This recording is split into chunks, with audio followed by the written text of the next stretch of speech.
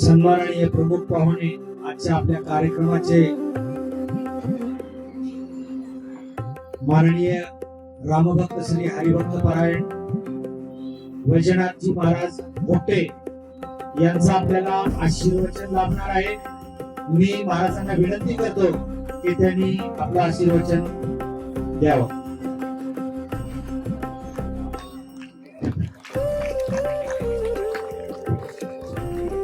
रामकृष्ण हरी। आज या ठिकाणी होत असलेल्या भव्य हिंदू संमेलनाच्या व्यासपीठावरती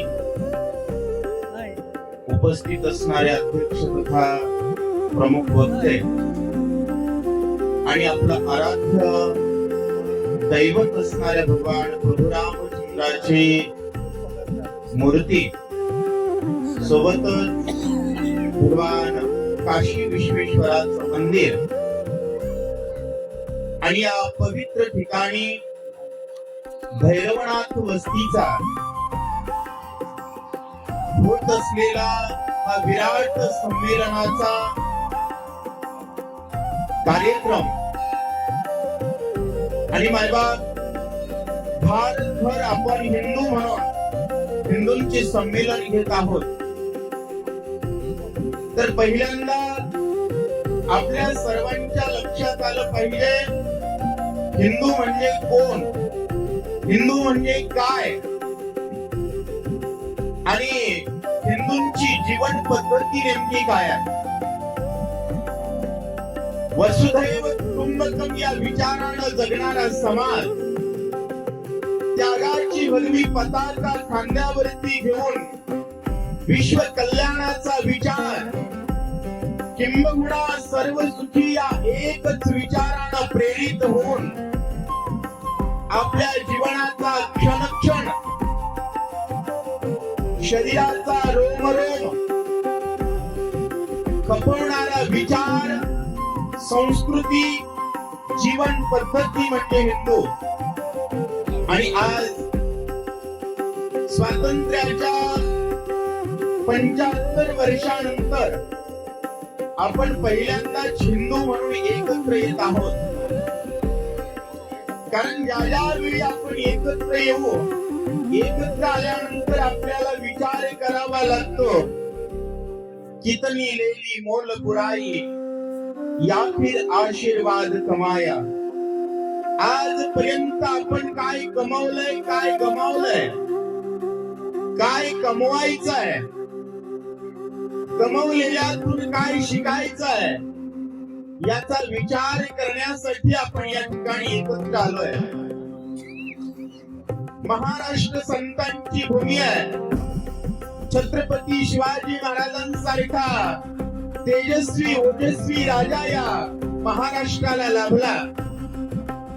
भारत राष्ट्र निर्माणामध्ये महाराष्ट्राचं योगदान काय, भारताचा महाराष्ट्राचा विचार काय आणि इतिहासात आपण कोण होतो आणि आज आपली परिस्थिती काय याचं आपल्याला धर्म म्हणून मूल्यांकन करायचं आहे।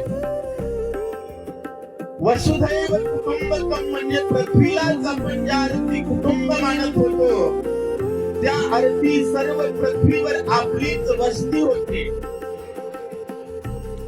आणि ही वस्ती काळाच्या ओघामध्ये कमी होत होत होत भारत वर्षाच्या भारतीय उपखंडाच्या एका तुकड्यावरती सीमित आहे। 100% पृथ्वीवर राज्य असणारा हा समाज 2% आपण वस्तीत आहोत। जगाच्या 2.4% म्हणजे भारत आहे आणि या भारतात सुद्धा प्रत्येक घरात हाच विचार आज जिवंत नाही।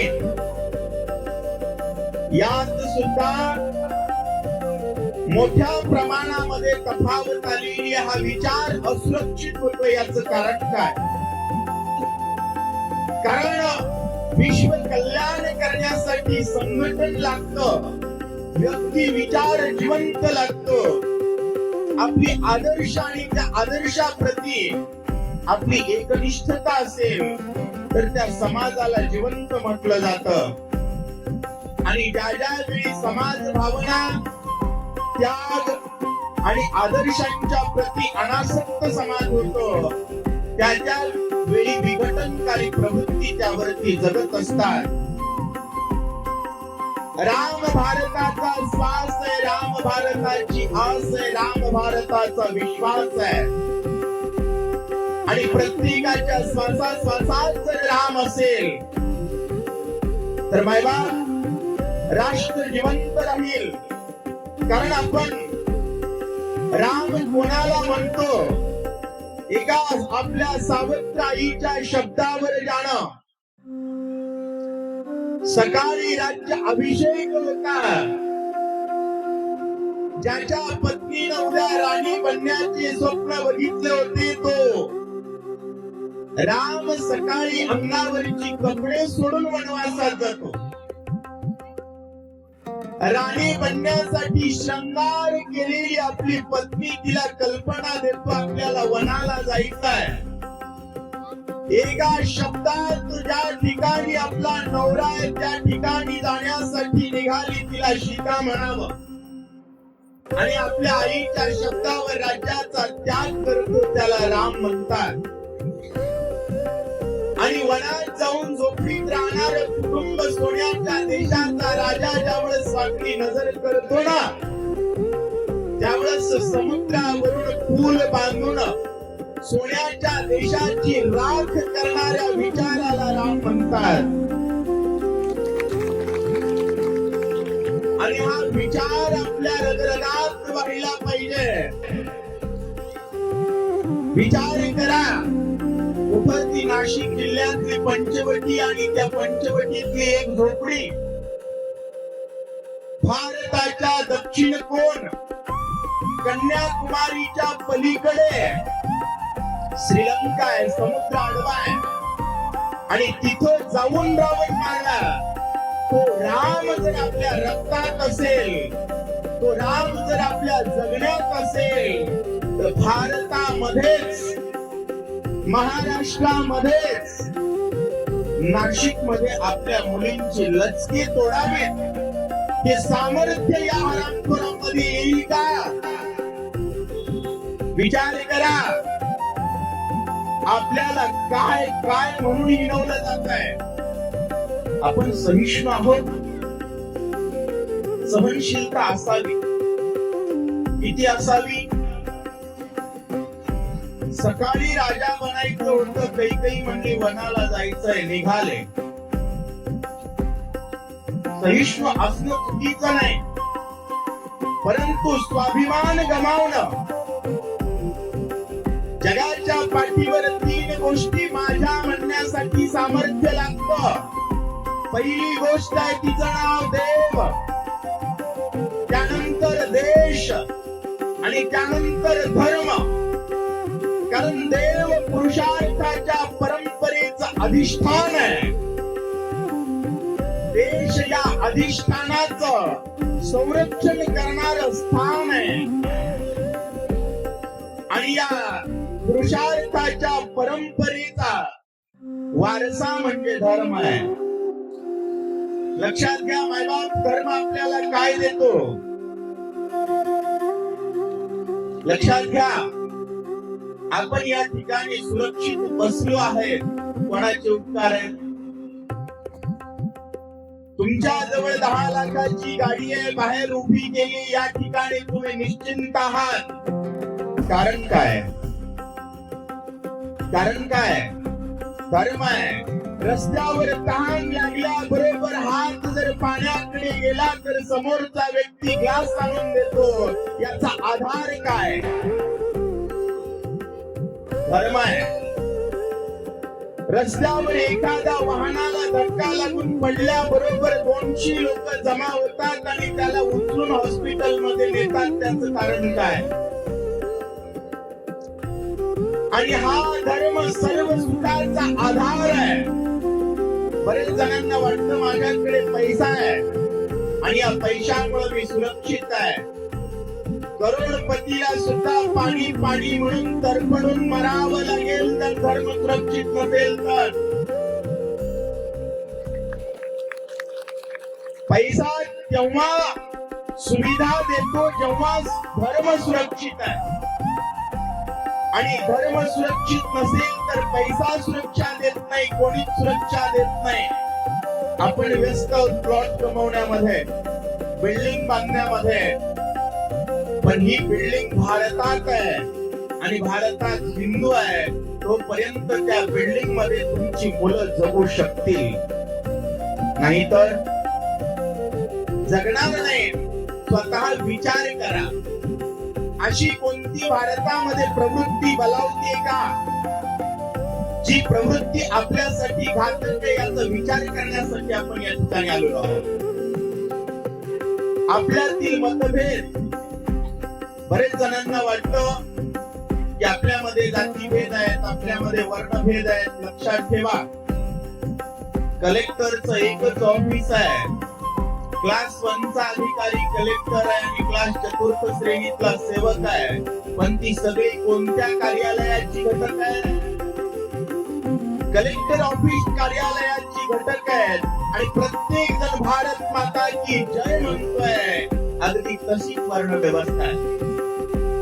क्लास 1, क्लास 2 आणि क्लास 3 क्षत्रिय, ब्राह्मण आणि वैश्य ज्यांना ज्ञान आहे त्यांना या 3 कॅटेगरी मध्ये विभाजित केलेलं आहे. जे ज्ञान जगाला देऊ शकतात ती ब्राह्मण, ज्ञानाच्या आधारानं जगाचं संरक्षण करतात ती क्षत्रिय, आणि ज्ञानाच्या सामर्थ्यानं व्यापार करून समाजाचं पालन पोषण करतात ती वैश्य, आणि या सर्वांना सहकार्य करतात, त्यांच्या सेवेत हजर राहतात ती शूद्र. शूद्र या शब्दाचा अर्थ हीन असा होत नाही. शूद्र या शब्दाचा अर्थ होतो सामान्य सेवा, ज्या सेवेसाठी विशेष ज्ञानाची आवश्यकता नाही अशा सेवांना शूद्र म्हणतात.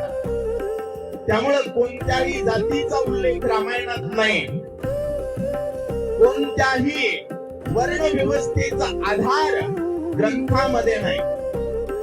गुरु विश्वामित्र जन्मानं क्षत्रिय होते आणि तरी सुद्धा त्यांना ब्रह्म ऋषी म्हटलं जात होतं, कारण ब्राह्मण ही पदवी आहे. आपल्याकडे ब्राह्मणाला द्विज म्हणतात. द्विज या शब्दाचा अर्थ होतो याचा दोनदा जन्म झाले. दोनदा याचा अर्थ होतो आईच्या पोटात मी एकदा आणि गुरुच्या आशीर्वादानं दुसरा. असो मायबाप, आपण सर्व भारत मातेचे अंग आहोत आणि हा स्वधर्म, हा हिंदू विचार आपल्याला जपायचा आहे. आपण विचार केला पाहिजे, गेली 800 वर्ष आपल्यावरती मुघलांनी राज्य केलं, 150 वर्ष आपल्यावरती इंग्रजांनी राज्य केलं. का केलं? कधी विचार केला? आणि मिळालेलं सामर्थ्य, मिळालेलं स्वातंत्र्य टिकणार आहे का? कारण आपण इतिहासात बघतो, हा राजा गेला, याचं साम्राज्य आलं, त्याचं साम्राज्य आलं. मग कुठला असा तुमच्याकडे विश्वास आहे ज्यामुळे तुम्हाला असं वाटतं की स्वातंत्र्य टिकणार आहे? अशी आपली कोणती तयारी आहे की ज्याच्यामुळे आपल्याला वाटतं की स्वातंत्र्य टिकणार आहे? आहे तयारी? कोणता असा विश्वास आहे ज्याच्यावरती तुम्हाला वाटतं की माझी मुलं पुढच्या पिढीमध्ये सुरक्षित आहेत? आहे आधार? म्हणजे आंधळ्याचं का जगतायत? की आंधळ होय, दळायला जर आंधळ असेल तर पीठ खायला कोण असणार आहे? आपण आंधळेपणानं किती दिवस दळायचं आणि त्याच्यावर कोणाला पोसायचं? विचार झाला पाहिजे. विचार करा आपला स्वधर्म, आणि या स्वधर्माला भ्रष्ट करण्यासाठी, नासवण्यासाठी जगणाऱ्या काही वृत्ती भारतात आहेत आणि या वृत्तीपासून मी माझ्या कुटुंबाचं संरक्षण करेन, एवढी तरी जबाबदारी प्रत्येक जण घेईल. माझ्या वडिलांनी जी मला संस्कार दिले, विचार दिले, तो विचारांचा वारसा मला पुढच्या पिढीला द्यायचा आहे, याचा विचार प्रत्येकानं केला पाहिजे. आपण मंदिरावर यायची कमी झालो, आपली मुलं मंदिरालयात जायला लागली. परिणाम असा झाला की आमच्या मुलींना लौकिकांमध्ये फसवलं जातं आणि आमच्या मुलांच्या लग्नाच्या अडचणी येतात. याचा विचार आपल्याला कोणाला करायचा आहे? आपण नाही करणार तर कोण करणार? मधल्या काळामध्ये आंतरजातीय विवाहाचा विषय आला. आंतरजातीय विवाहाचा विषय आपण समजू शकतो, पण त्या पडद्याखाली आंतरधर्मीय विवाहाचं प्रस्त माजलं, त्याचं काय करायचं? आपण आपल्याला दाखवलं एक जातं, आपल्याला केलं एक जातं. आपली मुलगी, ज्या मुलीला आपण लहानाचं मोठं करतो, आता लक्षात घ्या, प्रत्येक जण कुटुंब केंद्रित जीवन जगतोय. आपण राष्ट्र केंद्रित जगणं विसरलोय. आपण कोणतं जगणं जगतोय आता? कुटुंब केंद्रित. मग आपली पत्नी बाजारात गेली तर ती सुरक्षित घरी येईल असं प्रशिक्षण आपण तिला दिलंय का? कोणत्या प्रवृत्ती आहेत ज्या स्त्रियांवरती आघात करण्याचा प्रयत्न करतात?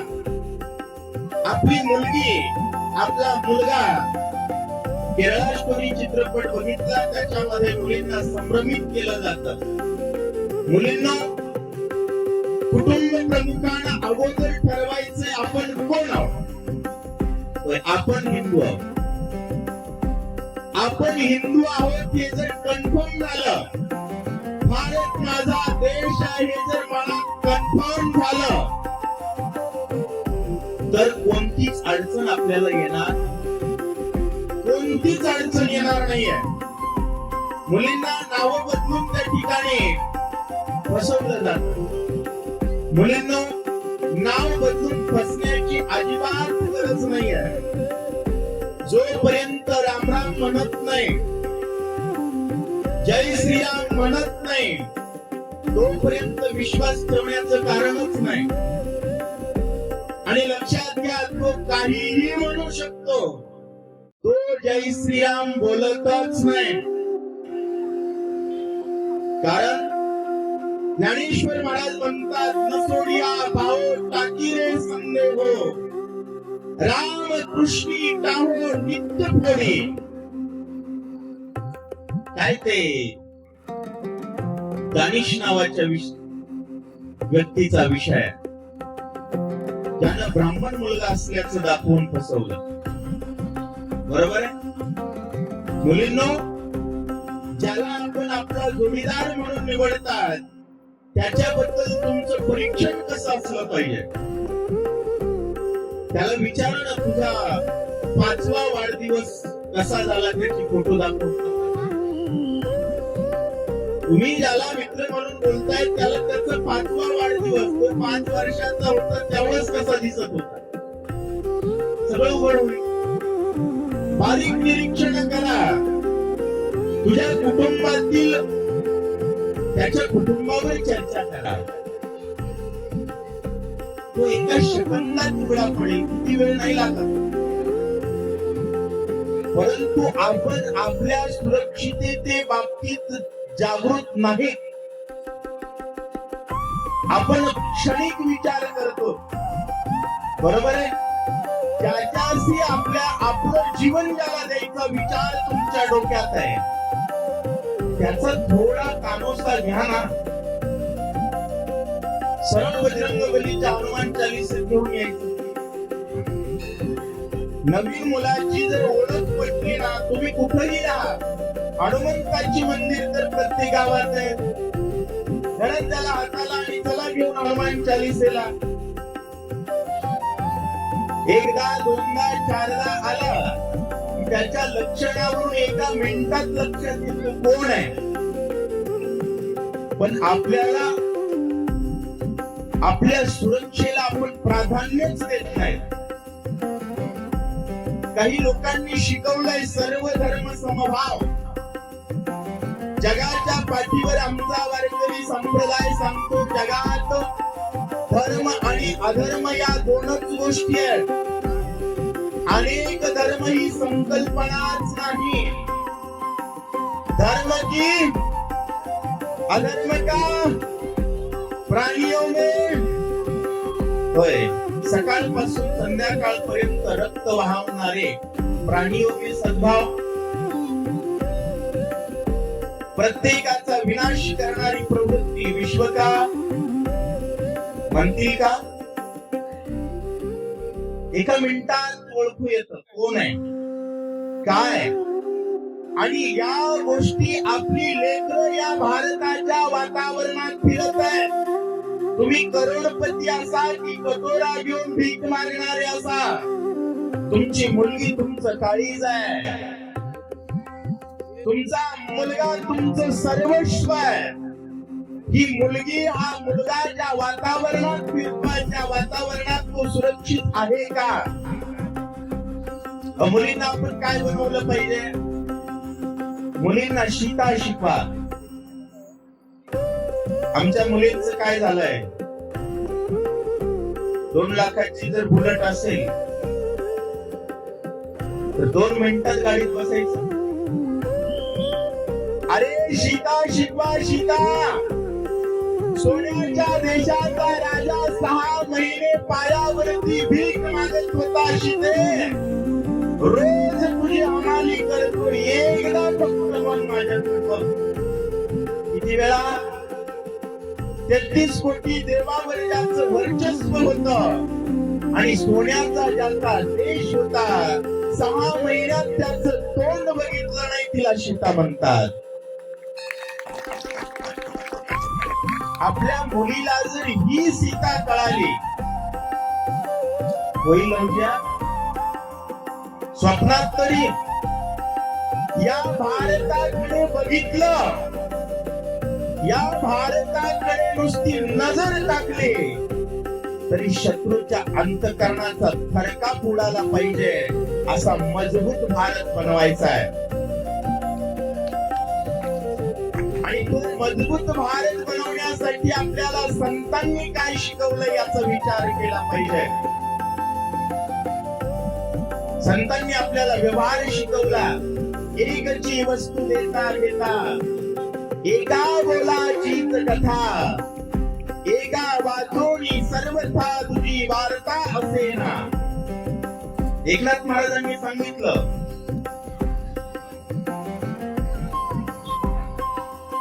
उद्योगाची एकच नवी लक्षात ठेवा, अक्षराचे खरे नाणे.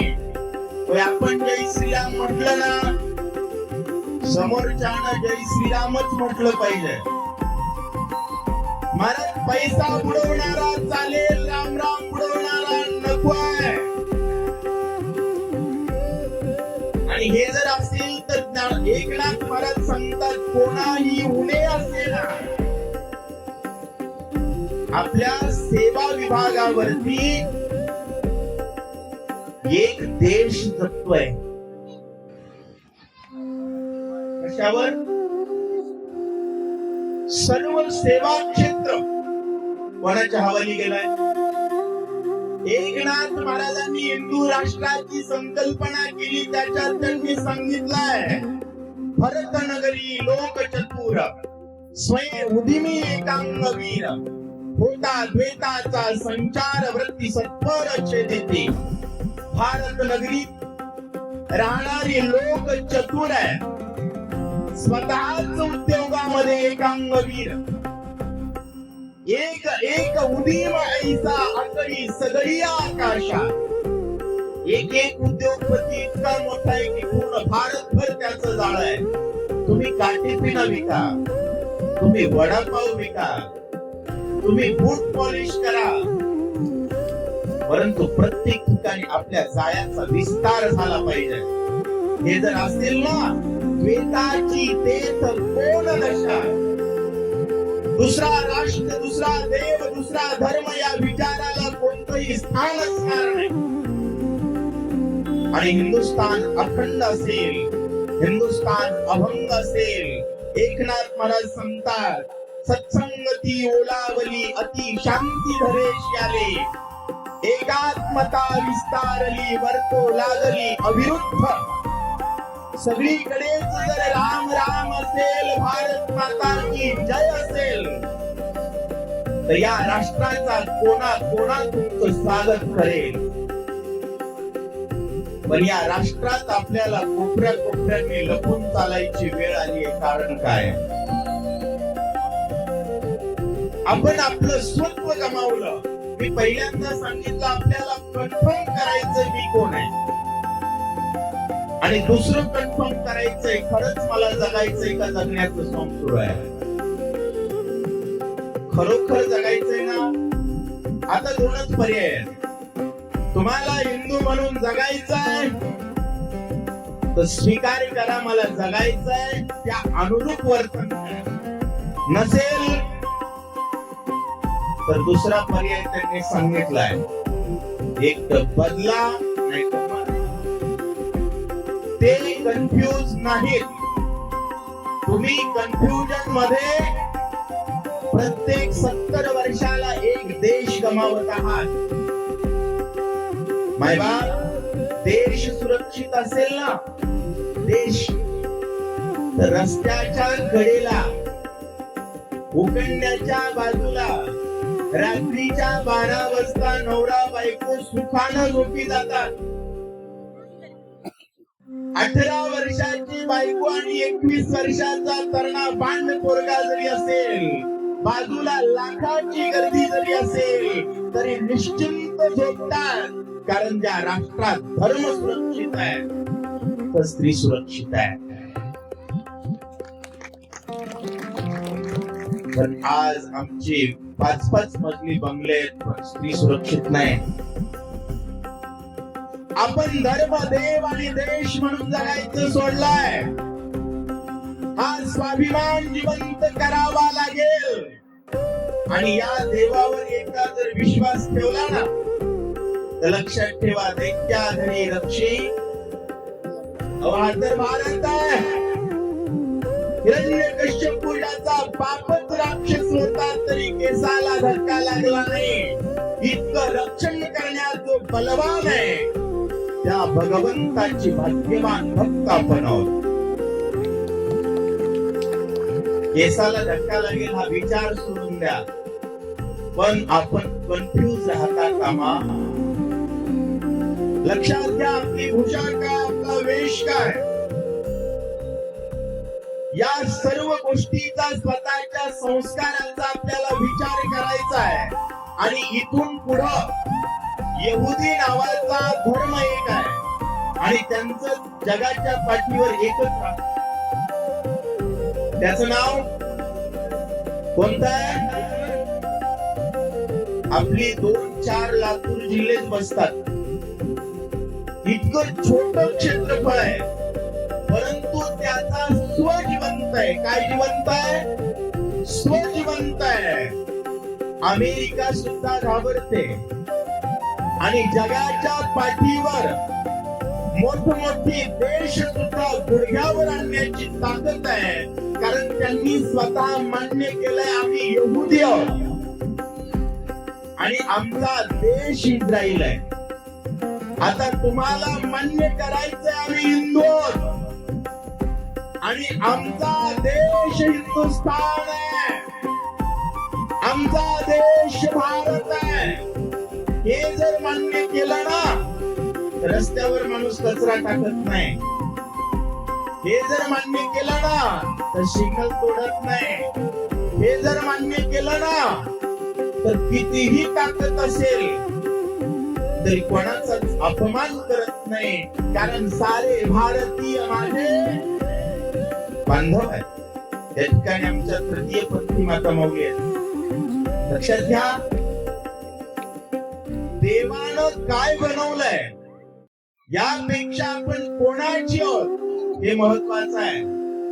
आपण रामाची आहोत. इथून पुढे तुम्हाला विनंती आहे, आपण रेल्वेत फिरतो, कुठेही फिरतो, जय श्रीराम म्हणायचं. कोणी दिसो, काय बोलायचं? श्रीराम म्हणायचं कारण भारताची ओळख आहे दिशा दुमदुमती राम नामे प्रणय कोंदली राम नामे वायू गरजे राम नामे योम रामे कोंदले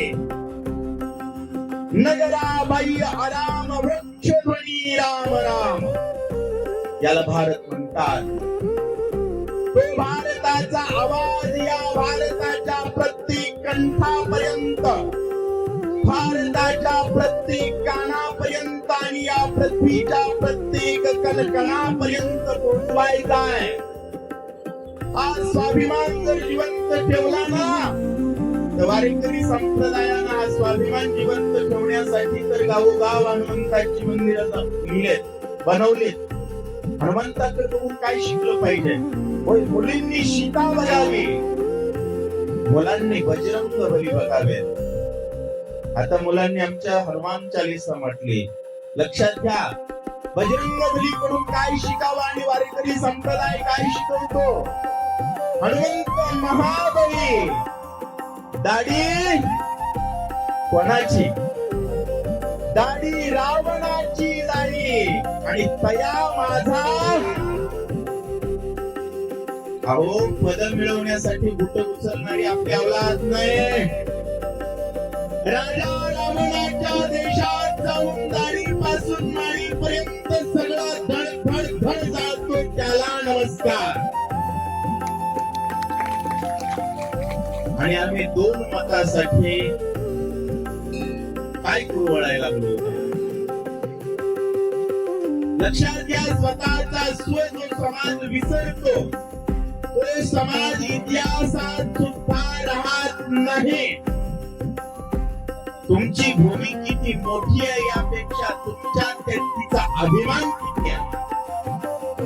प्रत्येक पाऊल टाकत असताना श्वास घेत असताना विचार करा, भारत माता की जय या विचाराला पोषक ठिकाणी माझं सामर्थ्य पोहोचतंय का. 1 रुपया खर्च करतोय परंतु 2 रुपया भारत माता की जय म्हणणाऱ्याच्या खिशात जातोय का. विचार झाला पाहिजे. भारताला आपण माता म्हणतो, स्त्रीला आम्ही दुर्गा देवी म्हणतो, आपल्या आईला नमस्कार करून बाहेर निघतो आणि स्त्रीची अब्रू ची लचके तोडणाऱ्यांना जर आम्ही आमच्या खिशातली लक्ष्मी देत असू तर ही भारताची गद्दारी आहे. काय आहे. आणि उघड गद्दारी करून आपले लेकर धर्म देश सुरक्षित राहील याची स्वप्न पाहणं हे आंधळ्याचं दळण आहे. कोणाचं दळण आहे. आंधळ्याचं दळण आहे. मायबाप पुन्हा सांगतोय, विघटनकारी शक्ती तिथं जगतात ज्यांचा स्वाभिमान मेलाय, ज्यांचं स्वत्व मेलाय. हे स्वत्व जिवंत करायचं आहे, हा स्वाभिमान जिवंत ठेवायचा आहे. एकही जगाच्या पाठीवर अशी शक्ती नाही जी राम भक्तांना अडचणीत आणेल. रामायणातून काय शिकलं पाहिजे. एकाही वानराच्या जवळ एकही शस्त्र नव्हतं. काय एकही शस्त्र नव्हतं. कोणाला घालाय कपडे नव्हती, खायला भाकर नव्हती, ना राहायला घर नव्हतं. तरी सुद्धा त्यांचा स्वाभिमान जिवंत होता. आणि प्रभू रामचंद्र भगवान की या एका नाऱ्याच्या जीवावर सोन्याच्या रावणाचा देश धुळीला मिळवला. तुम्हाला आम्हाला कोण त्रास द्यायला. काय पात्रता आहे. स्नान रोज याचं ज्ञान नाही. मुलींनो विचार करा. स्वाभिमान जिवंत ठेवा. हा धर्म जगला पाहिजे. विश्व कल्याणाच्या दिशेने वाटचाल झाली पाहिजे. आणि या स्वधर्माच्या यज्ञात मी क्षणोक्षणाची आहुती टाकणार आहे याचा विचार केला पाहिजे. मम दीक्षा हिंदू रक्षा मम मंत्र समानता. माझी आजपासून एकच दीक्षा आहे.